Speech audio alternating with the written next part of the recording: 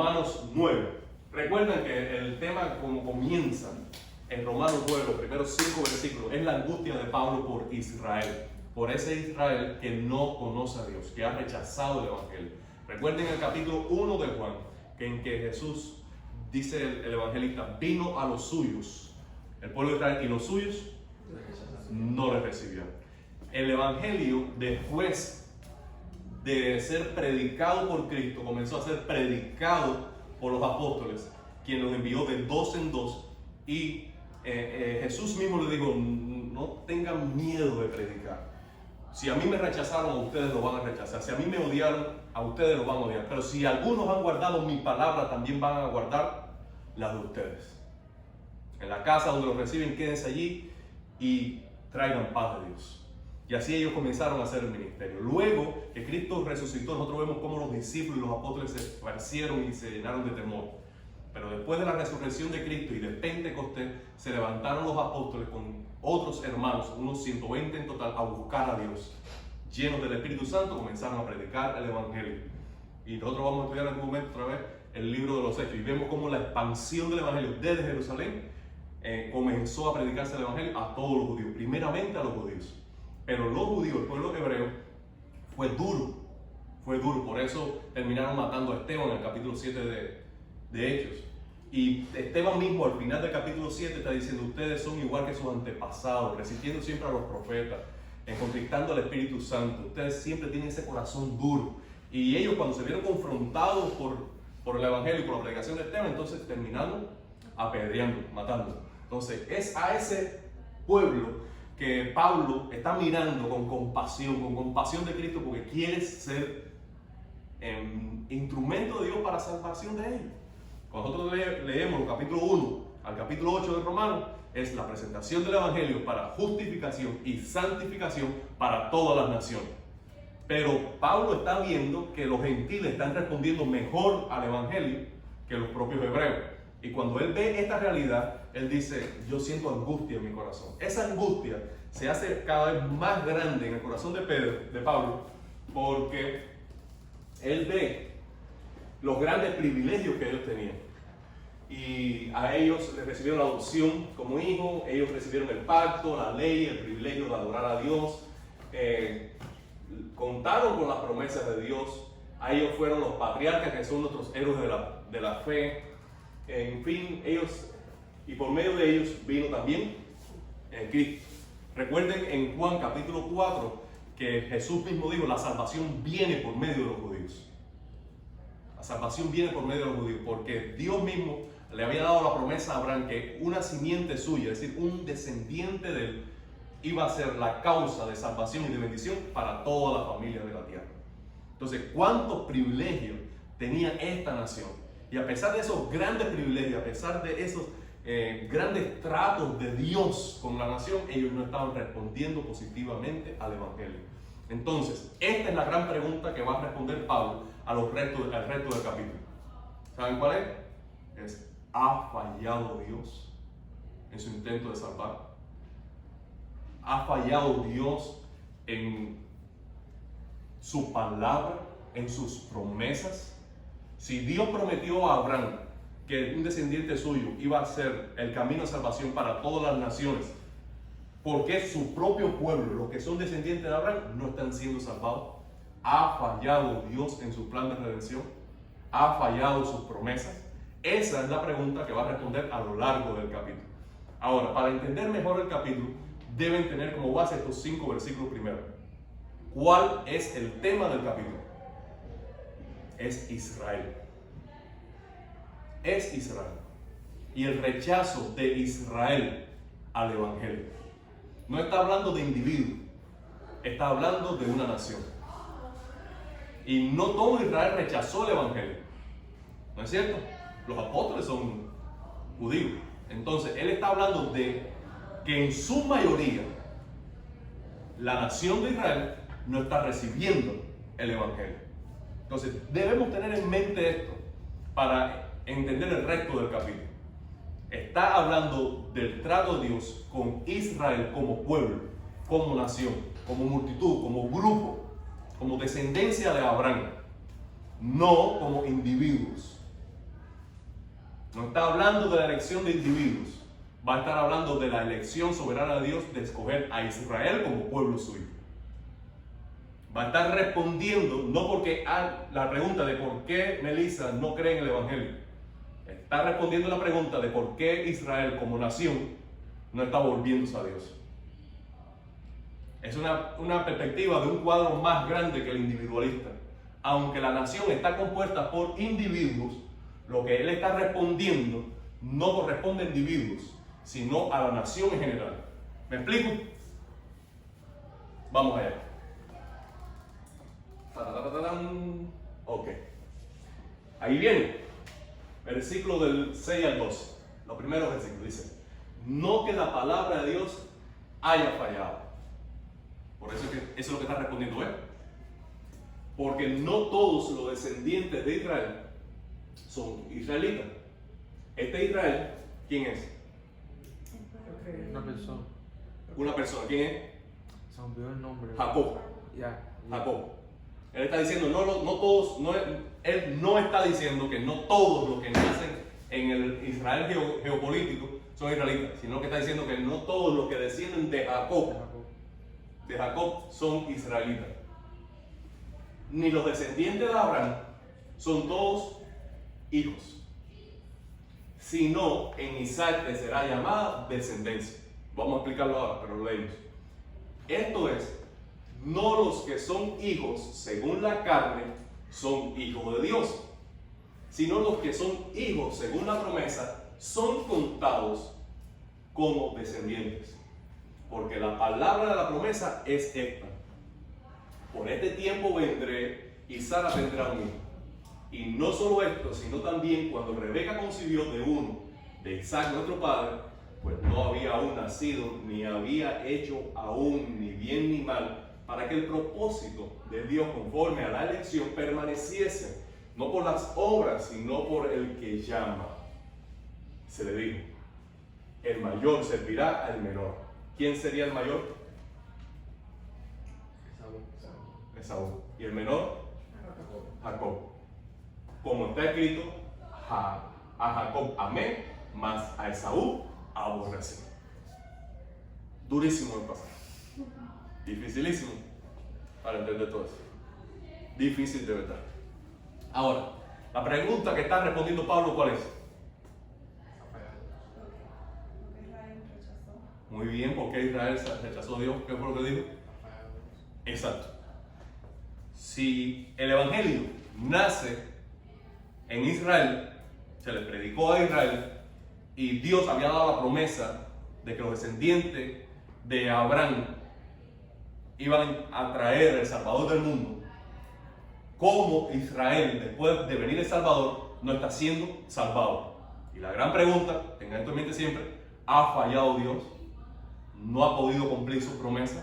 ¿Qué está pasando que Israel no está siendo salvo? ¿Ok? Tengan eso en mente. Entonces, lo primero que dice Pablo es no que la palabra de Dios haya fallado. Sí, la palabra de Dios no ha fallado. Entonces necesita dar una respuesta. ¿Cuál es la respuesta? Primero, la incredulidad de Israel es coherente con el plan de Dios y sus promesas. Lo que va a decir en estos versículos es que siempre Dios ha trabajado con un remanente dentro de todo el pueblo. Esa es la respuesta. Siempre Dios ha trabajado con un remanente, con un pequeño grupo selecto dentro de todo el pueblo. Siempre ha sido así. Y esta es la respuesta que va a dar Pablo como ejemplo. Primero, no todos los descendientes de Israel son israelitas. Ni todos los descendientes de Abraham son hijos, sino en Isaac será llamada descendencia. El primer ejemplo es Abraham. Ahora, ¿quiénes son los hijos de la promesa? O mejor, un paso más atrás, ¿quién es el hijo de la promesa? Isaac. ¿Por dónde vendría Cristo? Por descendencia de Isaac.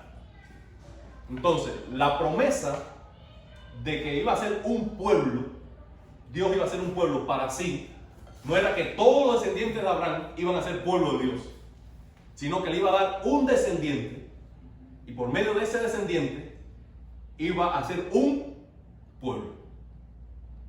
Entonces, el segundo ejemplo, en Isaac será llamada descendencia, es decir, Dios le dio a Abraham a Isaac.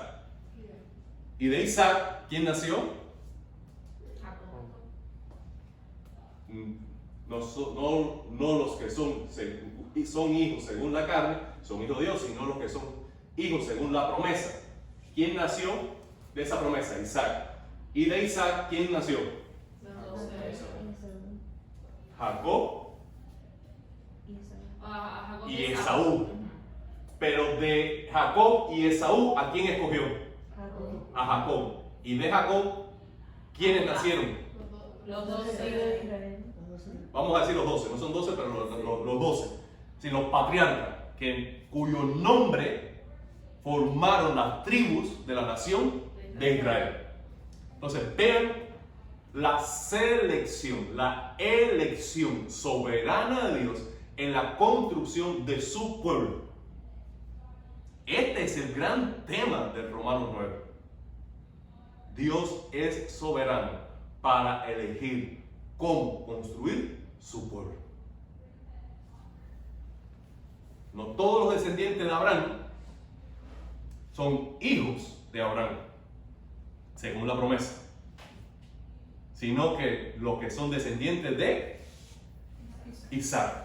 No todos los hijos de Isaac son hijos según la promesa, sino los que son descendientes de Jacob. Y de Jacob, entonces él formó un pueblo. Jacob, con unas 70 familiares, llegó a Egipto. Y de Egipto salieron siendo una gran nación en manos de Moisés. Y esa nación, al pie del Sinaí, Dios le dio ley y lo estableció como pueblo. Esto va a ser pueblo mío. Este es el ejemplo. Ahora, pero debo explicar al menos esta frase. A Jacob amé, mas a Esaú aborrecí. Y esta otra frase, que aún no habían nacido, ni habían hecho aún ni bien ni mal, para que el propósito de Dios, conforme a la elección, permaneciese no por las obras de ellos, sino, ¿por qué? Por el que llama. ¿Quién llama? En otras palabras, ¿qué es lo que está diciendo allí? Está diciendo, yo amé a Jacob, yo aborrecí a Esaú, y yo tomé esa decisión antes que ellos nacieran, para que nadie pensara que por sus obras están mereciendo mi elección soberana. ¿Me siguen? Es mucho contenido, pero me siguen.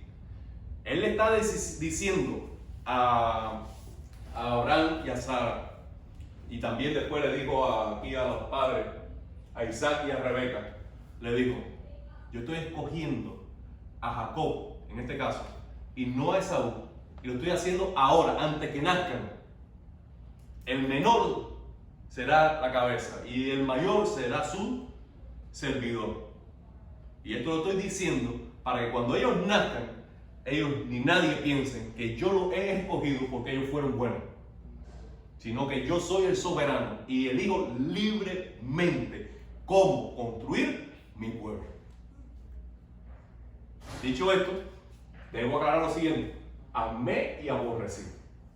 Amé y aborrecí. ¿Qué significará amar y qué significará ahí aborrecer? Aquí, welcome. Hola, hola. ¿Qué significaría eso? ¿Eh? Amar es apreciar, valorar. Muy bien. Ok, coger y rechazar, está bien. Pero aborrecer.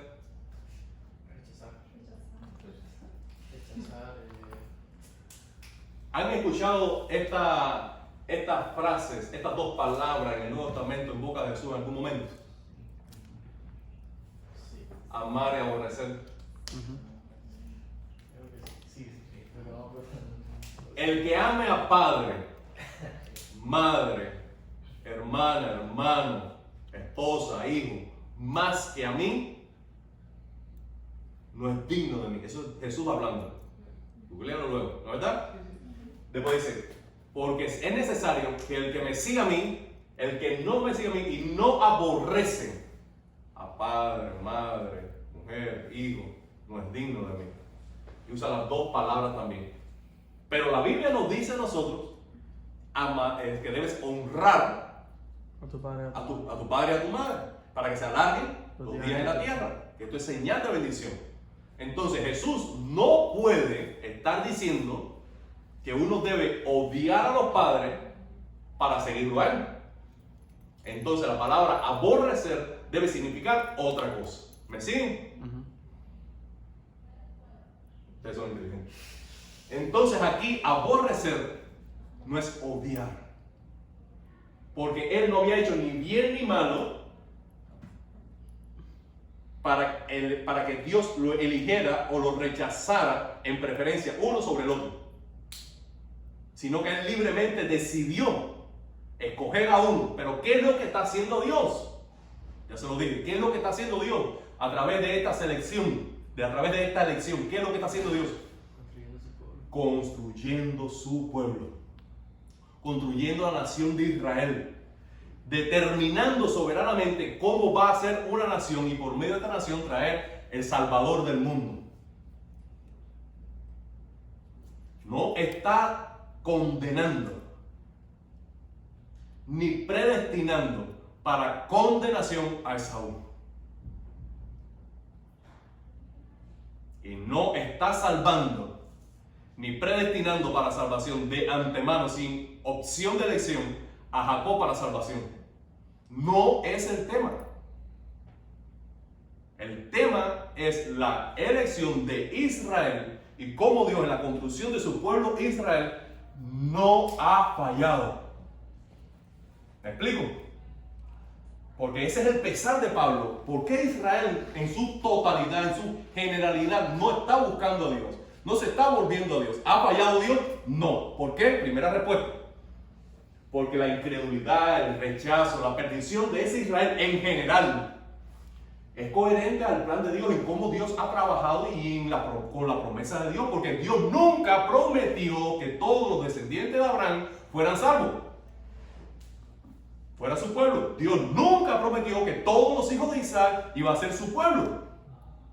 Dios lo que prometió es que iba a dar un hijo a Abraham, que iba a portar la bendición de la promesa. ¿Que quién fue? Repítalo, no importa, repítalo. Isaac. Y a Isaac le prometió que iba a escoger a otro hijo, que iba a portar la promesa. ¿Quién fue? Jacob. Y por medio de Jacob iba a traer los patriarcas, que descendiendo de allí, de Judá principalmente, vendría Cristo. Entonces, Dios, Pablo está diciendo, primer argumento, Dios no ha fallado. Es que no hemos entendido cómo Dios siempre ha trabajado con un remanente para traer el Mesías. Y Él va, a partir de ahora, que el Espíritu Santo nos ayude a entender esto y a mí a explicarlo, Él está haciendo un paralelo que lo que está haciendo naturalmente para construir un pueblo geográfico es el mismo principio que va a seguir para construir su iglesia.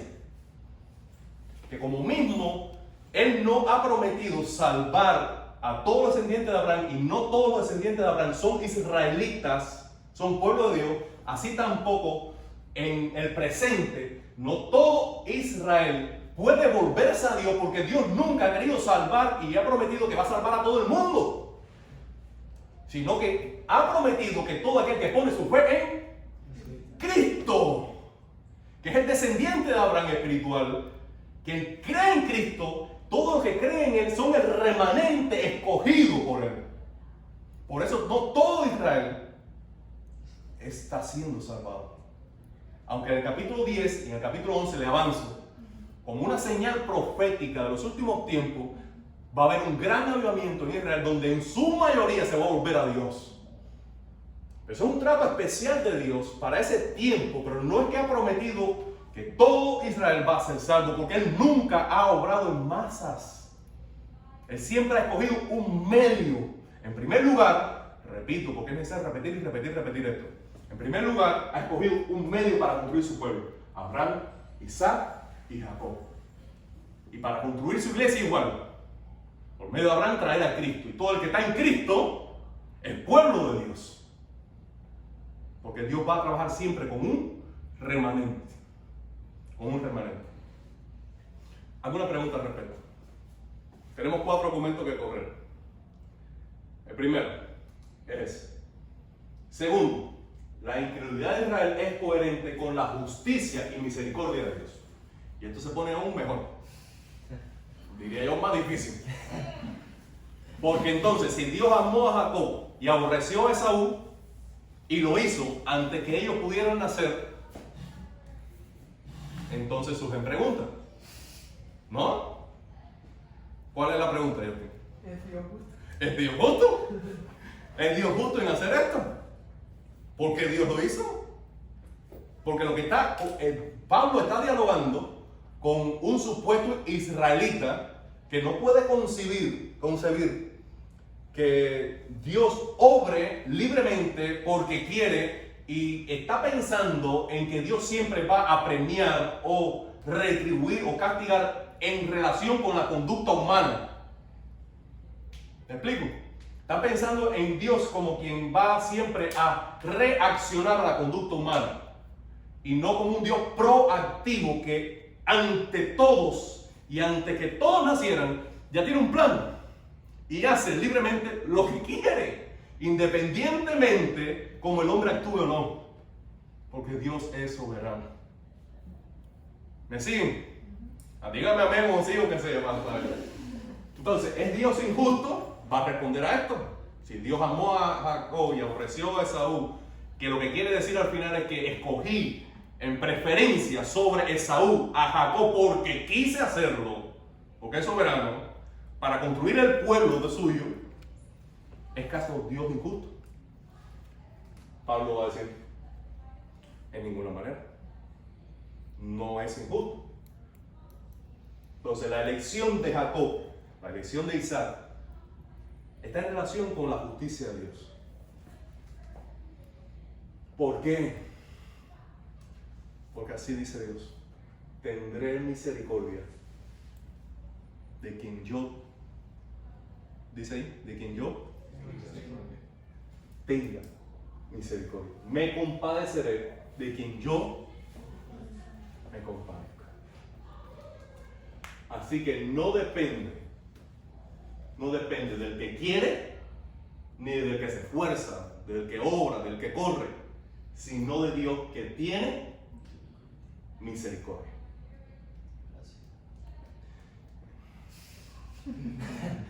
Entonces, el Señor está diciendo: nunca estaré en deuda con ningún ser humano para tratarlo de la manera que Él quiere que lo trate. Yo estoy por encima de tu opinión, yo estoy por encima de tus deseos, yo estoy por encima de tus metas, de tus sueños, yo estoy por encima de todo.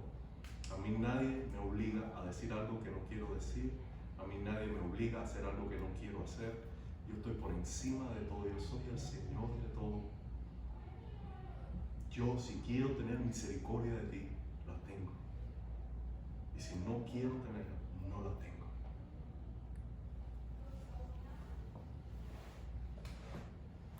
Porque no estoy en deuda con ninguno de ustedes. Y así está hablando el Señor. Miren, voy a poner algunos ejemplos. El primer ejemplo es Faraón. ¿Pueden leerlo ustedes? A ver si me ahorro algo de salir.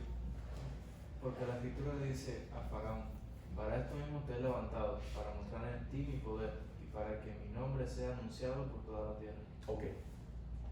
La palabra aquí, levantado, interpretada por los calvinistas más extremos que creen en la doble predestinación. Entiéndese esto, que Dios escogió a uno para salvación y a otros para condenación, y que van a esos destinos irremediablemente porque Él lo decidió de antemano. Quienes creen esto, aún así interpretan que te he levantado, es te he mantenido en pie. Te he mantenido en pie. Ahora, ¿cuándo Dios dice eso? le ahorro tiempo. Después de las primeras plagas, que vinieron a Egipto, Dios dice esta palabra: te he levantado para mostrar en ti mi poder, para que mi nombre sea anunciado por toda la tierra. Lo que está diciendo allí Dios es que a pesar del inicio de este juicio, yo te he sostenido en pie, porque tengo más juicio que quiero mostrar al mundo y que necesito que venga sobre ti. Eso básicamente está diciendo que la predestinación es real. No, lo que estoy diciendo ahí, gracias por preguntarme aquí, lo que estoy diciendo ahí, que el caso que está mencionando Faraón, no es de una persona que Dios ha escogido para salvación, o ni tan siquiera es una persona que Dios ha escogido para perdición y que va a ese destino irremediablemente. Lo que estoy diciendo es que en el momento en que Dios menciona este juicio, es después que vino la palabra a Faraón una y otra vez, por medio de Moisés, y por él no reaccionar a las advertencias y a los primeros juicios de Dios, y su corazón se endureció, entonces dice: yo te voy a mantener allí en pie, y no te voy a juzgar tan rápido, no te voy a rajar la cabeza tan rápido, lo voy a mantener allí en pie, porque hay más juicio, hay más poder, hay más ira, hay más candela que quiero tirarte encima para que todo el mundo vea que yo soy santo, que yo soy poderoso, y yo necesito que tú lo soportes ahí en pie. Eso es lo que está diciendo el Faraón. O sea, es como una persona que lo está usando el testimonio de él para traer a más personas. No, sí, quizás de alguna manera sí puedo decirte que sí, que es como tú dices, pero no quisiera estar en el lugar de Faraón. ¿Por qué? Por esto, mira lo que explica Pablo ahora siguiente. Gracias, Marco, por seguirme, estás ahí. Dice: de manera que quien quiere tener misericordia, de quien quiere tiene misericordia, y el que quiere endurecer, endurece. Muy bien, esto tengo que explicarlo. Quiere tener misericordia y endurece. Ahora, cuando nosotros leemos el libro de Éxodo, hay dos maneras en que aparece la palabra de endurecer. Una vez aparece Dios diciéndole a Moisés: Moisés, tú vas a hablar a Faraón, pero yo voy a endurecer su corazón, como una acción de Dios. Y otras veces aparece como una acción del propio Faraón, en que Moisés le habla a Faraón, y es Faraón el que le dice: pues tú endureces tu corazón. Es decir, hay una aparente contradicción. O es Faraón quien está endureciéndose ante los juicios de Dios y la palabra de Dios por medio de Moisés, o es Dios quien está endureciendo el corazón para que no responda al juicio de Dios. Yo creo que es más. ¿Me explico? Sí. Pero... Es mucho contenido como para ustedes tienen que revisar esto otra vez en el libro de Jesús, pero créanme que es así. A veces Dios diciendo: yo voy a endurecer el corazón, y otras veces Moisés recriminando a Faraón, diciendo: tú eres responsable porque tú has endurecido tu corazón y no estás respondiendo a la palabra. Por eso están viniendo estos juicios. Entonces, ¿es Dios quien endurece o es el hombre quien endurece su corazón? En el momento que pasa en Israel por el Mar Rojo, justo antes de que saque la decisión de Faraón y con las tropas, dice que el Señor endureció el corazón. Sí, en muchas ocasiones, sobre todo cuando Moisés dialoga con Moisés, Dios dialoga con Moisés, es Dios diciéndole: yo estoy endureciendo su corazón. Pero en otras ocasiones es en recriminación de Moisés, diciendo: porque tú estás endureciendo tu corazón. Entonces, o es él quien lo endurece o es Dios quien se lo endurece. ¿Por qué no responde Faraón a la palabra? ¿Quién está endureciéndose? También tiene que ver la imagen superior, ¿no? Porque en definitiva se trata de la salvación del pueblo de Israel del Faraón. No. Sí, discúlpame, debe hacer un paréntesis. No estamos hablando de la salvación de Faraón ni la condenación de Faraón, sino está hablando aquí de que Dios está sosteniendo en pie a Faraón para mostrar en él su poder a través del juicio, porque de quien él quiere tener misericordia tiene, y el que no quiere tener misericordia no tiene. Ahí está el ejemplo. Pero me llama la atención esto, para no saltar: ¿es Faraón quien se endurece o es Dios quien endurece a Faraón? ¿Me explico? Sí. Creo que va de las dos. Por supuesto, va de las dos porque la Biblia dice las dos. Ahora, ¿cómo solucionamos esto? No es fácil. La misma acción que procura la salvación y que podría ser el medio de salvación, de librarse Faraón del juicio y Egipto del juicio, es el mismo medio que trae su condenación. ¿Cuál es? La palabra de Dios. Dios está diciendo: deja ir a mi pueblo para que me adore. Ese es el mensaje. Esa palabra, si la cree Faraón y obedece Faraón, él es librado del juicio. Pero al no creer esa palabra, diciendo: ¿quién es tu Dios? Se piensa que yo voy a dejar ir al pueblo así porque Dios, ese Dios, me está diciendo que debo obedecerlo, que debo dejar ir al pueblo. Entonces, la misma palabra que debiera provocar en Faraón, ¿qué cosa es? Humildad y obediencia. Esa misma palabra, al no creerla, ¿qué es lo que provoca en el corazón de Faraón? Endurecimiento.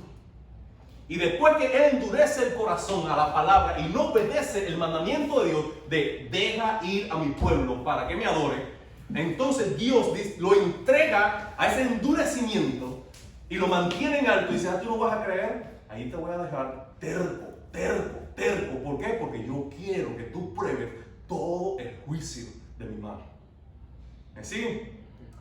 Porque es la misma palabra que debería provocar fe y obediencia, la que cuando no se cree y no se obedece, el resultado en el corazón es contraproducente. Es todo lo contrario.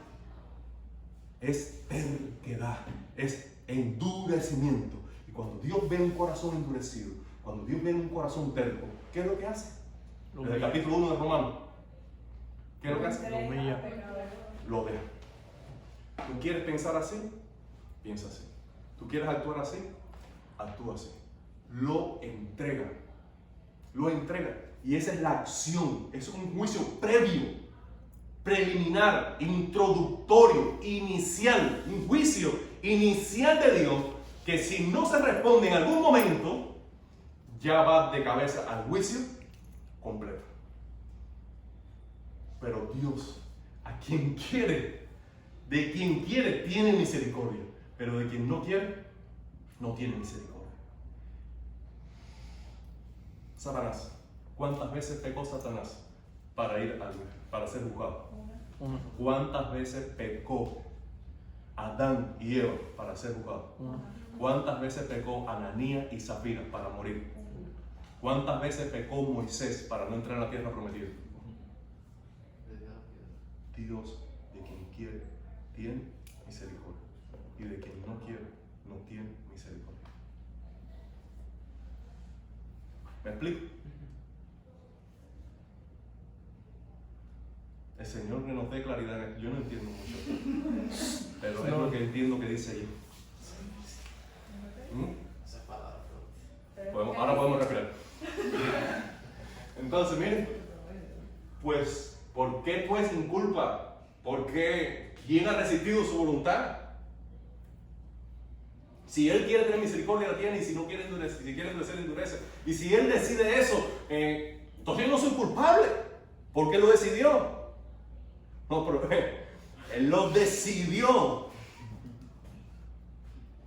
porque quería mostrar su ira. Dice, ¿y qué si Dios, queriendo mostrar su ira? Seguimos con Faraón, mostrando su ira, hacer notorio su poder. ¿Qué dice allí? Soportó, retuvo, mantuvo, postergó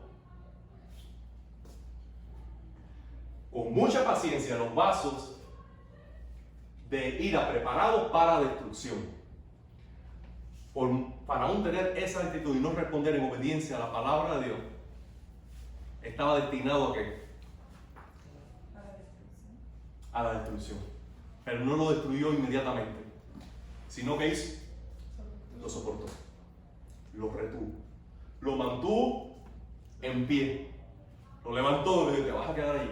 Yo voy a retener toda esta ira. Yo quiero juzgarte de una vez, pero lo voy a retener. ¿Por qué? Porque quiero mostrar a todas las naciones el poder de mi ira. Cuando el pueblo de Israel salió de Egipto, todas las naciones temblaban. Temblaban porque habían escuchado cómo Dios había destruido todo un imperio sin intervención humana. ¿Se recuerdan? ¿Por qué Rahab en Jericó creyó a Dios? ¿Por qué, bebé? Pues se derrumbaron todo. Sí, antes. Oh. ¿Por qué cuando llegaron los espías ella los cuidó, los guardó? Ya había pasado de Egipto. Ante la conquista, porque pues, nosotros hemos escuchado lo que Dios está haciendo con ustedes, la ira de Dios, el poder de Dios. ¿Por qué los gabaonitas hicieron aquella trampa de vestirse con ropa vieja, con coger pan mohoso, ir al pueblo de Israel y hacer alianza con el pueblo de Israel? Porque no querían tenerlo de enemigo. No los querían tener de enemigos, ¿pero por qué? Porque Porque habían escuchado el poder de la ira de Dios. Entonces Dios lo mantuvo allí y no ejecutó con el juicio de pronto porque quería mostrar allí su poder y retuvo, aunque él sabía que ya estaba destinado a la destrucción, ya él no iba a ser salvo, él no lo ejecutó el juicio inmediatamente, sino que lo mantuvo allí para mostrar su poder. Pero de igual manera él obra con misericordia. Y este es el contraste. Y para hacer notorias las riquezas, aquí riquezas, está hablando de los beneficios, la abundancia de favor, la abundancia de gracia, la abundancia del favor de Dios, de su gloria, las riquezas de su gloria, las muestra una vez más. El propósito de Dios, ¿qué cosa es? Revelarse, darse a conocer. La riqueza de su gloria la mostró con los vasos de misericordia que él preparó de antemano para su gloria. ¿Quiénes son? Aquellos que pertenecen a la iglesia, tanto judíos como también gentiles.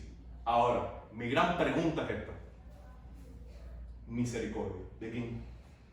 Tendré misericordia de quien yo tenga misericordia. Me compadeceré de quien yo me compadezca. Esta es mi pregunta. Dios nos ha dicho ya de quién Él va a tener misericordia y del camino para obtener esa misericordia.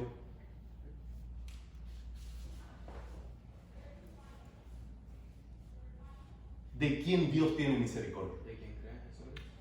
De quien cree en Cristo. Yo no sé si lo puedo decir bien en inglés, pero me viene así. God went to show himself a lo largo de la historia. Él quiere mostrarse a sí mismo a lo largo de la historia. ¿Y qué es lo que hace? La historia es una plataforma. La historia es una plataforma. Los que están ejecutando la obra es la humanidad, Satanás y todos sus ángeles. Pero él prepara todo el escenario, ¿para qué? Para su propio show, para mostrar su gloria. Y él muestra su gloria de dos maneras. Una, amando y teniendo misericordia y salvando a los seres libres que les dio la opción de amarlo o no, o ejecutando su juicio, su ira y su poder sobre aquellos que los rechazan. Pero inicialmente él puede hacer esto, respondiendo a la pregunta que le estaba diciendo, la justicia de Dios, él puede hacer esto, ¿por qué? Porque él establece lo que es justo. ¿Cómo sabemos nosotros lo que es justo o no? Necesitamos un aparato, es decir, un instrumento, que le llama así, instrumento legal. Primero, la madre de toda la ley, ¿qué cosa es? ¿Cuál es? La Constitución. De la Constitución nacen todas las ramas de la ley. Y nosotros necesitamos ir a la ley. Y la ley necesita ir a la Constitución para saber lo que es justo. Dios no. Dios existe. Y Él es quien establece en su carácter lo que es justo y lo que no es justo. Si no fuera así, Él necesitara y dependiera del ser humano. Y dependiera de la Constitución. Y dependiera de otro. Y no. Él es Dios y Él precede la justicia. Él establece lo que es justo. Él es Dios. Él es Dios. Entonces, por eso, como dice,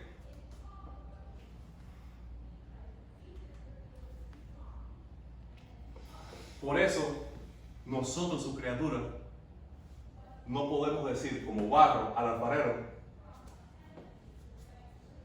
¿por qué me formaste así? ¿Por qué haces esto conmigo? ¿Por qué Dios salva a quien cree en Cristo? ¿Y por qué Dios no va a aceptar en el cielo a quien no ponga su fe en Jesucristo, ni se arrepiente de sus pecados? ¿Por qué Dios lo hace? Porque Dios ha mostrado a nosotros por su Hijo. Y se ha mostrado, por tanto, el hombre queda sin excusa. Darse de él. Ahora, ¿pero por qué Dios lo hace? Porque lo quiere. Es lo que está diciendo Pablo. Ven acá, vamos a poner una cosa clara. ¿Tú has visto algún vaso de barro alguna vez discutir con el alfarero de por qué no me hiciste 1 litro para leche en vez de un vaso para lavarse? Y la distancia, fíjense, la distancia entre un vaso de barro y un alfarero es mínima comparado a la distancia que existe entre yo, Darwin, como criatura, y el creador del universo. Entonces, si un vaso no puede resistirse a la acción, a la decisión de un alfarero, ¿en qué posición estoy yo para discutir con Dios? Dios ha determinado esto. Quien cree en Cristo es salvo. Quien rechaza al Hijo no tendrá la vida. ¿Por qué Dios lo hace así? Porque Él quiere. ¿Es injusto Dios? No. ¿Por qué? Porque Él no está bajo ninguna ley humana. Él es la ley. Él es la justicia. Él es la medida de lo que es bueno y de lo que es malo. Es Él. Es Él. Entonces nosotros deberíamos aceptar esa voluntad porque vivimos en su mundo. Tenemos vida porque Él nos dio vida. Es su mundo, es su vida, y todo lo que tenemos, ninguno de nosotros lo ha hecho así con la varita de Harry Potter. Para que venga la asistencia, todo lo que tenemos lo hemos sacado de la creación que Él. Entonces tenemos un deber para con Él de gratitud y de adoración. Por eso Dios, si decide salvar por medio de Cristo, es justo. Y si decide condenar a que rechaza a Cristo, también es justo. Porque Él es la medida de la ley. Es lo que está diciendo Pablo ahí. El tercer argumento, y ahora sí, ya lo más difícil lo dejamos atrás. Porque la incredulidad o rechazo de Israel es coherente con la revelación profética de Dios. ¿Qué está diciendo? Es que Dios lo había dicho. Pablo está diciendo, muchachos, relájense, todavía Dios lo viene diciendo hace rato. Y tiene 2 ejemplos. Primero, el de Osea. A Osea, en el Antiguo Testamento, dice, llamaré pueblo mío al que no era mi pueblo. Y a la no amada, amada. Y en lugar donde se dijo, a vosotros sois pueblo mío, allí, no soy pueblo mío, allí serán llamados hijos de Dios viviente. ¿Qué está diciendo Pablo? Sí, Israel rechazó al pueblo, al mensaje del Evangelio. Pero los gentiles lo están creyendo. Pero Dios lo había dicho, que los que conocían la ley me iban a rechazar. Y donde mi nombre nunca había llegado, allí me iban a amar. Ya lo había dicho de antemano que iba a pasar así. Dice Isaías, si fuera el número de los hijos de Israel como la arena del mar, tan solo el remanente sería salvo, será salvo. Es decir, Pablo está diciendo, Israel me está rechazando, los gentiles están creyendo. Eso es lo que dice Isaías. Pero ahora Isaías mismo está diciendo, pero no todo Israel mismo va a ser pueblo mío, sino que de allí yo voy a tener solamente un remanente. Entonces, por último, la incredulidad de Israel es coherente con el requisito indispensable para la salvación. Es decir, ¿por qué Israel no está siendo salvo? Porque Dios había determinado que iba a ser salvo solo por medio de la fe en Cristo. Entonces, Dios no está, una vez más, ¿cuál es la pregunta que está respondiendo Pablo? ¿Ha fallado Dios porque no está salvando a Israel? Cuando le dio a la promesa a Abraham, de Abraham, Isaac y Jacob, y por medio de él vendría el Mesías, ya vino el Mesías, ya se cumplieron las promesas y aún Israel no es salvo. ¿Fracasó Dios? De ninguna manera. Por último, el último argumento es este. ¿Por qué? Porque Dios había determinado un solo medio de salvación, y es fe. en Cristo. Y aparece aquí, fue aquí y fue por aquí atrás. ¿Y qué pasó? Que los gentiles que no iban detrás de la justicia han alcanzado la justicia. No su propia justicia, sino la justicia que es por medio de la fe. Porque el que cree en Cristo es declarado justo. Mas Israel, que iba detrás de la ley, de una ley de justicia, no la alcanzó. ¿Por qué no la alcanzó? Porque no iba detrás de ella, iba detrás de ella no por, sino como por obras de la ley. Pues tropezaron en la piedra de tropiezo. Como está escrito, he aquí, pongo en Sión piedra de tropiezo, roca de caída. El que creyere en él, ¿en quién? En la piedra de Sión, en Cristo, no será avergonzado. Entonces, ¿por qué Israel no está siendo todo salvo? Porque están persiguiendo la justicia, pero la justicia que ellos mismos pueden construir por su obediencia. Y el que quiere ser justo, lo suficientemente justo como para merecer la salvación de Dios, nunca la va a conseguir. Tú necesitas decir, me es imposible obedecer la ley de Dios. No puedo obedecer sus mandamientos. Nunca mereceré estar en el cielo. Pero Cristo obedeció la ley. Cristo por su obediencia merece estar en el cielo. Cristo murió y resucitó con poder. Él es el Salvador. Yo soy indigno, Él es digno. Yo soy pecador, Él es justo. Yo estoy muerto por mis pecados. Él vive en resurrección eternamente.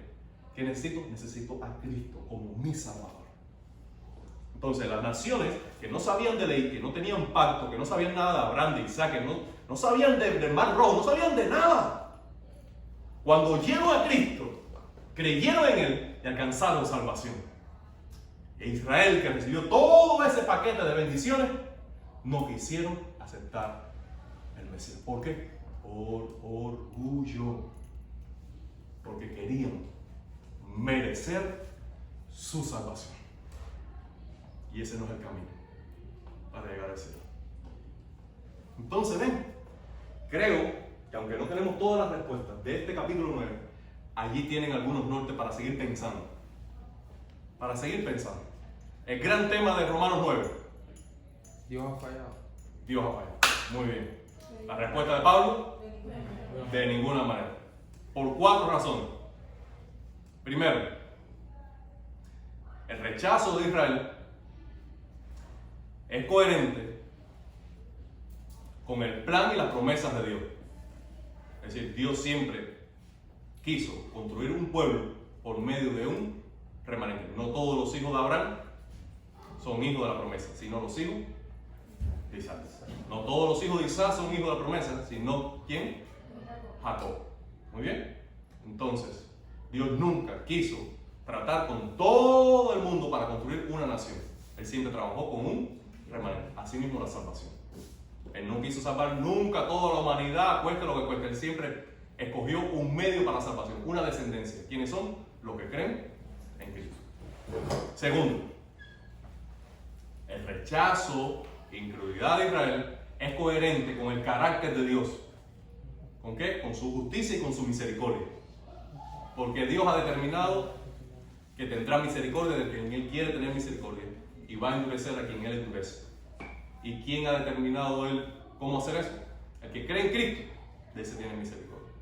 El que rechaza el Evangelio, ese Evangelio que es para salvación, al no creerlo, ese Evangelio mismo, lo endurece. Como pasó con Faraón.